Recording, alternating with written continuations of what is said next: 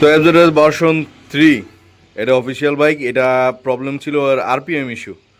তো অনেকে বলছে যে এটা ক্লাস প্লেটের সমস্যা, টাইমিং চেনের সমস্যা, রকারের সমস্যা, আরপিএম বসে যাচ্ছে, পিছনের সমস্যা। আসলে ব্যাপারটা কোনো কিছুই না, এটা জাস্ট এই থ্রোটল বডিতে প্রবলেম। হ্যাঁ, থ্রোটল বডি অনেকটা ক্লিন আছে, বা এখানে একটা সেন্সরের প্রবলেম।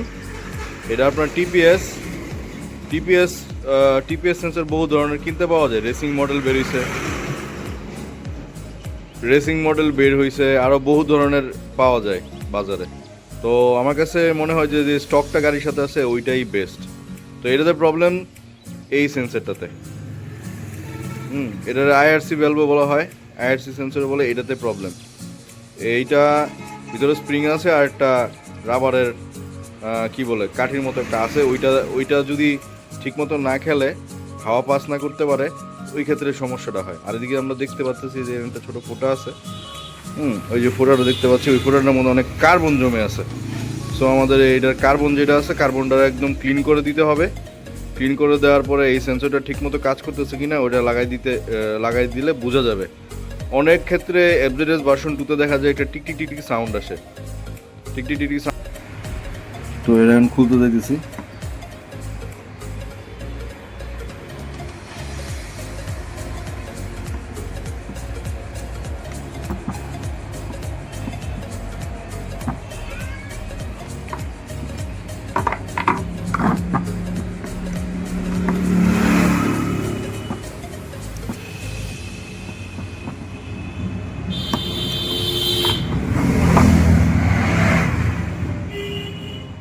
এই যে সেই সেন্সরটা, এই যে রাবারটা, এটা খেয়ে গেলে আর ওইটার ভিতরে যে স্প্রিংটা আছে যেটা ওই সেন্সরটা বারবার পাঞ্চ করে ওইখানে, ওটা যদি প্রবলেম হয় তাহলে আপনার আরপিএম ইস্যু দিবে দিবে দিবে। তো আমরা এখানে খুব ভালো করে দেখতেছি, এই যে জায়গাগুলো দেখতে পাচ্ছেন খুব ভালো করে, এই যে কালো কালো কার্বন জমে আছে, আমার একটু ক্লিন করতে হবে। আর সবথেকে সমস্যা হচ্ছে যে আমাকে ক্লিন করার আগে এখানে একটা রাবার ওয়াশার আছে, এটাকে আমার খুলে নিতে হবে। বাই এনি চান্স এটার মধ্যে যদি কোনো পেট্রোল জাতীয় পদার্থ মানে তরল পড়ে, পেট্রোল, অকটেন, কেরোসিনগুলো পড়ে, তাহলে এই রাবারটা ফুলে যায়, নষ্ট হয়ে যায়। তখন এইখানে থাকা বা না থাকার সমান হয়ে যায়। আর এটা খুলে রাখলেই হয়, এটা আমরা কাপড় দিয়ে বসে করে দিলে হয়। আর বাকিটা এটা আমরা কেমিক্যাল দিয়ে সুন্দর মতো ক্লিন করবো। তো ক্লিন করার জন্য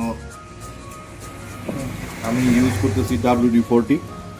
হ্যাঁ, তবে এই WD-40 এসব যে রাবার ওয়াশারগুলোতে আছে এগুলো দেওয়ার থেকে বিরত থাকবেন আমার মতে। তো আমি খালি হাতে ক্লিন করতেছি।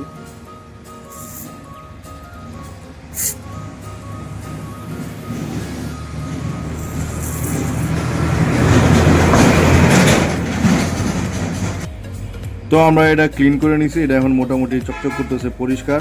আর বাকি কাজ রয়েছে থ্রটল বডিতে। তো থ্রটল বডিতে আমরা এটা এখন বাকিটা দেখব। থ্রটল বডিতে এখন কী হয়েছে, তো থ্রটল বডিতে এখানে একটা ওই সেন্সর বরাবর একটা নাট লাগানো আছে। সেই যে প্লাস্টিকের স্ক্রুটা দেখতে পাচ্ছেন, সেটা হচ্ছে এই প্লাস্টিকের স্ক্রু। এই স্ক্রুটা অনেকে এমন টাইট দেয় এটা ফাটাই ফেলে, বা এই স্ক্রুটার অনেক প্রাইস। ছোটোখাটো প্লাস্টিক দেখতে পারেন, বাট এটার অনেক অনেক প্রাইস। তো এই প্লাস্টিকের মাথায় কি পরিমাণ জমেছে কার্বন, এটা আমরা একটু খুঁজে দেখতেছি। এটা হচ্ছে ওই যে সেন্সরটা আছে এর সাথে এটা রিলেটেড ভাই, দেখতে পাচ্ছেন কার্বন। এখন এখানে একটা কাহিনী আছে, যদি আপনি নিজে নিজে চেঞ্জ করতে চান খুব সাবধানের সাথে এটা ক্লিন করবেন ভাই। কারণ আছে, এটা ক্লিন করতে যে এই যে থ্রেডগুলো, যে প্লাস্টিকের থ্রেড, এই থ্রেডগুলো অনেকে খাইয়ে ফেলে বা একটু ক্ষয় হয়ে যায়। এটা হতে দেওয়া যাবে না। এটা হতে দিলে আপনার আরও বড় ধরনের বিপদে পড়বেন। ঠিক আছে, এটা আমরা যেটা ব্রাশ করি, মানুষ ইমন ব্রাশ, এটা দিয়ে জাস্ট এটা চেঞ্জ করে জাস্ট ক্লিন করে নেবেন। এইভাবে দেওয়া যাবে না, এইভাবে দিবেন, এইভাবে। ঠিক আছে, ক্লিন করে নেবেন। তার মধ্যে আবার একটা কাহিনী আছে, সেটা হচ্ছে যে এটা আবার ফিটিং করার জন্য ব্যাপার আছে। এখানে একটা খেয়াল করেন যে রাবার ওয়াশার আছে, এই ওয়াশারটা ভিজতে দিবেন না। আমার ক্ষেত্রে হয়তো একটু ভিজে গেছে, আর নাটা দিয়েন না, সেটা ভিজতে দিলে একটু সমস্যা হতে পারে। তো আমি এটা এখানে ধরে নিলাম, এবার আমি এটা ক্লিন করে নিতেছি। যতক্ষণ পর্যন্ত কার্বন পুরোপুরি ক্লিন না হয়েছে ততক্ষণ পর্যন্ত আমি এটা ক্লিন করে নিচ্ছি, বা আমার মন মতো না হয়েছে। তো এটা কীভাবে বুঝুন পুরোপুরি ক্লিন হয়েছে, খেয়াল করবেন যে এইটার এক পাশে একটা ছোট্ট ডট আছে। এই যে ডট দেখতে পাচ্ছেন কিনা জানি না, যে একটা ডট আছে, এই ডটটাকে পুরোপুরি ক্লিন করে রাখতে হবে। যে না, হ্যাঁ, ডটটা দেখা দিতেছে এখন পুরোপুরি, বুঝবেন ক্লিন। আমার ক্ষেত্রে এখন কিছু দেখা যাচ্ছে এটা ক্লিন এখনো হয়নি।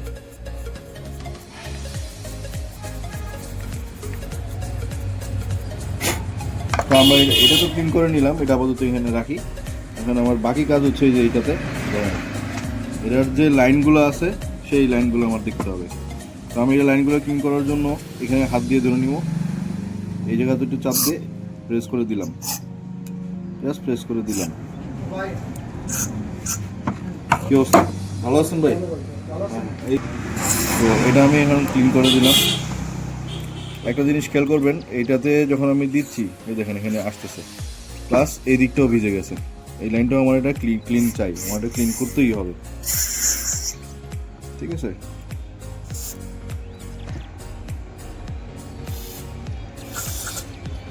ওকে, তো আমরা এখানে রং তুলির ব্রাশ ইউজ করবো। আমার রং তুলির ব্রাশটা নাই ছোট, সো আমি আপাতত এটা দিয়ে ইউজ করতেছি। না, টিপিএসটা আমার ধরা দরকার নাই।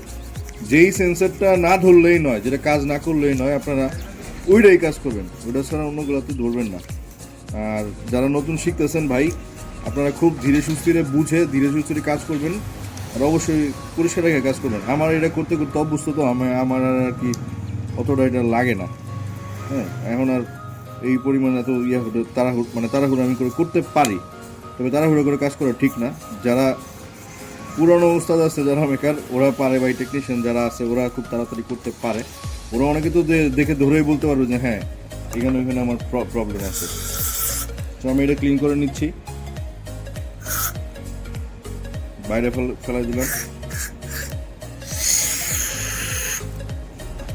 তো যিনি আমার গাড়ির ওনার আছে, হ্যাঁ, ওনারা দিয়ে ক্যামেরা করে দিছি, উনি ভাবতেছে এখন তো আমি নিজেই পারবো। হ্যাঁ, আপনি নিজে পারবেন, তবে আমি মনে করি যে নিজে ট্রাই করতে চান না, পরে একটা হিতে বিপরীত হয়ে অন্য দিক দিয়ে ঢুকে এটা নষ্ট হয়ে যেতে পারে, ঠিক আছে? এখানে ওই দিক দিয়ে ফুটো আছে, ওইটা দিয়ে আবার দিতে যায় না। ওকে, এখন আমি এটার মধ্যে ওগুলো লাগবে, ওইগুলো লাগবে না, এরা হিতে বিপরীত হবে ভাই। এখন আমি এই যে ক্লিন একটু ঢুকাচ্ছি।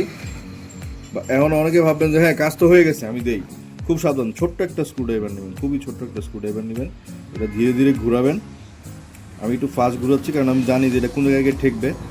এখান থেকে আস্তে আস্তে ঘুরাবেন, শুরু করবেন, ধীরে ধীরে ঘুরাবেন, ধীরে ধীরে ঘুরাবেন। দেখবেন যে কোন জায়গায় যে আটকায়, ওইখানে জোর দিবেনই না, জোর দিলে নাট ফাইটে দেবো। আর বড় ধরনের যে স্ক্রুড্রাইভার আছে, বিশাল বড়, ওটি ইউজ করবেন। এই যে এনে আটকাইছে হালকা, আমি এখন এটা আবার খুলে নিচ্ছি। খোলার কারণ আছে, কারণ ওই গ্রুপগুলোর মধ্যে ওইখানে যে থ্রেডগুলো আছে, সেই থ্রেডের মধ্যেও কার্বন আছে, যেটাকে আবার নোংরা করে দেবে। দেখেন এটা কিন্তু আবার ব্ল্যাক হয়ে গেছে। তো এইভাবে আমি কয়েকবার এটা ভালো মতো ওয়াশ করবো। মক্সে আমারই করে নিই। তো এটা আমি বারবার এভাবে কয়েকবার ক্লিন করে নিব। সেম জিনিসটা আমি আবার করবো, সেম একবার দুবার করলেই হয়, এত লাগে না। এই যে আবার দিচ্ছি, যেখানে যে আটকাবে এই জায়গায় আমার খুব সাবধানে করতে হবে, কোনো ফাইটে যায় জায়গায়, হ্যাঁ আটকাবে। এই মোচাটা দেওয়া মাত্রই আমার স্ক্রুয়ের প্রত্যেকটা থ্রেড কেটে দেবে। তো আমার এখন এটা হাতে আমি করতে পারতেছি, হ্যাঁ হয়ে গেছে। এইটা আমার এখন আর প্যারা নাই, এইটার এখন আর আমার নিয়ে প্যারা নাই। তো আমার এটা ক্লিন, বাকি আছে এখন এইটা।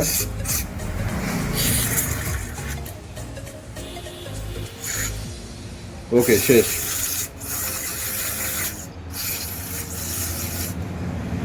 পুরো কাজটাই শেষ। তো এখন আমি এইটা সেন্সরগুলো আস্তে আস্তে সম্পূর্ণ ক্লিন করে ফিটিং করবো। এটা অনেকটা ক্লিন হয়ে গেছে, নতুনের মতো দেখতে পাচ্ছেন, একদম নতুনের মতো হয়ে গেছে, প্রায় নতুনের মতোই।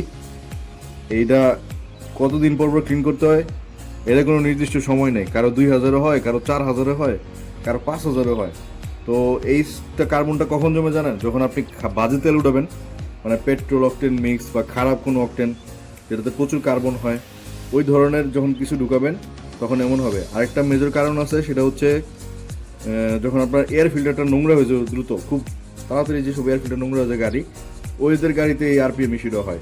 তো এফআই গাড়িতে মেনলি তেল যদি খারাপ ঢুকে তখন আরপিএম ইস্যু হয়।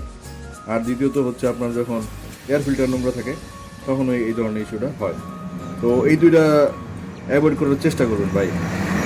গাড়ি তো লাখ লাখ টাকা দিয়ে কিনেন, তেল আর কয় টাকা? যারা লাখ লাখ টাকা গাড়ি কিনতে পারে তারা তেল নিয়ে তুই করে না। তো আমরা এখন ওই সেন্সরটা বসাবো। খেয়াল রাখবেন যে এটা ভালো মোটামুটি পরিষ্কার তুলা নিয়ে করবেন, কটন দিয়ে। তো আমি এটা এখন বসাবো। বসানোর আগে আমার এটা ক্লিন করার ব্যাপার আছে। কোনো বালি টালি ময়লা থাকতে দিবেন না, জাস্ট আমি এখানে ক্লিন করে নিলাম।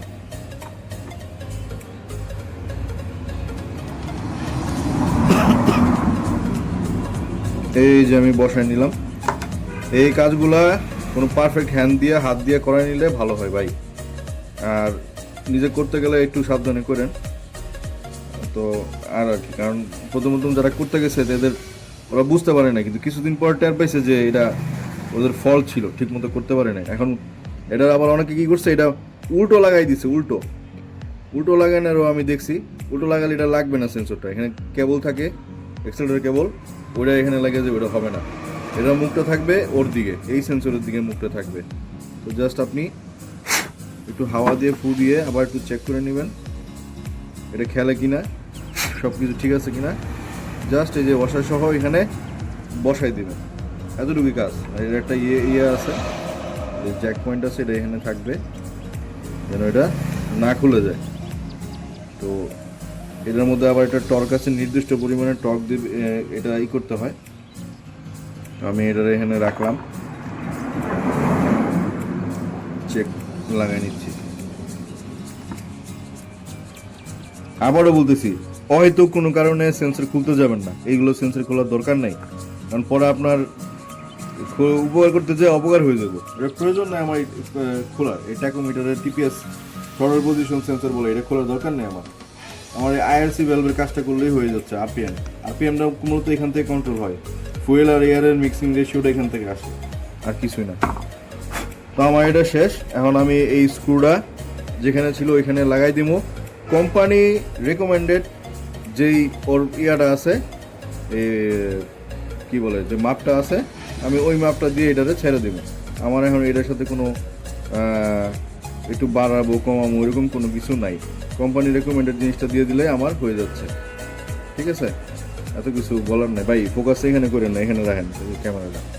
ঘুমাইতেছেন আপনি? হ্যাঁ, এই যে আমার এটা ফুল গেলে পরে আমি এটা যে কোম্পানি যা রেকমেন্ডেড আছে আমি জাস্ট ওই অনুযায়ী ওইটারে ওইখানে দিয়ে দিব। আপনারা এটার কিছুই না, তেমন কিছুই না, বাট অনেক মানে সেন্সিটিভ। এটা তেমন কিছুই না, বাট অনেক সেন্সিটিভ। জাস্ট আপনি এটা খুব মনোযোগ দিয়ে করবেন। এখন আমার ওই ফুটোগুলো ক্লিয়ার আছে, এখানেও এই যে সেন্সরটা ক্লিয়ার আছে, সো আমার এটাও ক্লিয়ার আছে। তো আশা করি এখন আমার যে আরপিএম প্রবলেম ছিল গাড়িতে ওইটা সলভ হয়ে যাবে। বাকিটা এটা লাগানোর পরে গাড়িতে দেখেন, বাকিটা আমি এটা এখানে ইনস্টল করবো। ইনস্টল করার পরে আপনাদেরকে যদি সময় থাকে তো আমি আপনাদের আরপিএমটা দেখাবো। হ্যাঁ, যে সলভ হয়ে গেছে। তো আমি এখন গাড়ির মধ্যে, বাইকের মধ্যে থ্রটল বডি ইনস্টল করা সম্পূর্ণ হয়ে গেছে। আমি এটার যে কানেক্টর আছে আমি কানেক্টরটা লাগাই দিছি, নিচে একটা কানেক্টর আছে ওইটাও লাগাই দিছি, এটাও লাগাই দিছি। এক্সেলেটর কেবল এখন লাগাই নাই। আমি গাড়িটা স্টার্ট দিয়ে দেখবো যে এটা আমার প্রবলেমটা সলভ হয়েছে কিনা।